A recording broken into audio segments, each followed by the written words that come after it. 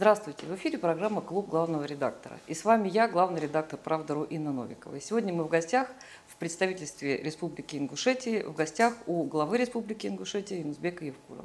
Здравствуйте, Юнусбек Бакиреевич. Очень приятно видеть. И на самом деле я вот могу отметить, что у вас так все здесь замечательно организовано, да, такая вот дисциплина. Я уже посмотрела, как люди тут у вас работают. Да, и я даже, увидев все это, получила ответы на некоторые свои вопросы. В частности, вы знаете, что у вас в Википедии написано, что ваша профессия военный? Да. Знаете, да? Да, Ну, вы человек военный, и вы приняли вот руководство регионов, наверное, в самое тяжелое такое время, да, когда терроризм, тогда это как-то иначе у нас называлось, да, просто захлестывал и Северный Кавказ. И вы принимали участие в операциях, я вот посмотрела, что некоторые даже до сих пор засекречены.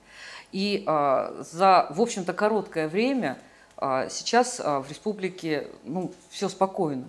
Да, как вам удалось этого добиться? Потому что это вот сейчас действительно там самая сложная проблема современности. Ну, в первую очередь, конечно, это работа органов правопорядка. И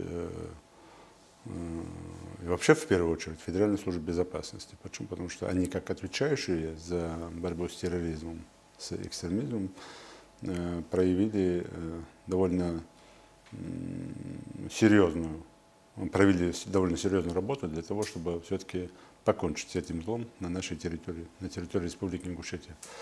В том числе, конечно, органы правопорядка, которые существуют сегодня на территории республики, в комплексе. Это и МВД, и Следственный комитет, и прокуратура. Почему? Потому что без этой связки невозможно добиться конечного результата. Вопрос не только уничтожения террористов или бандитов, а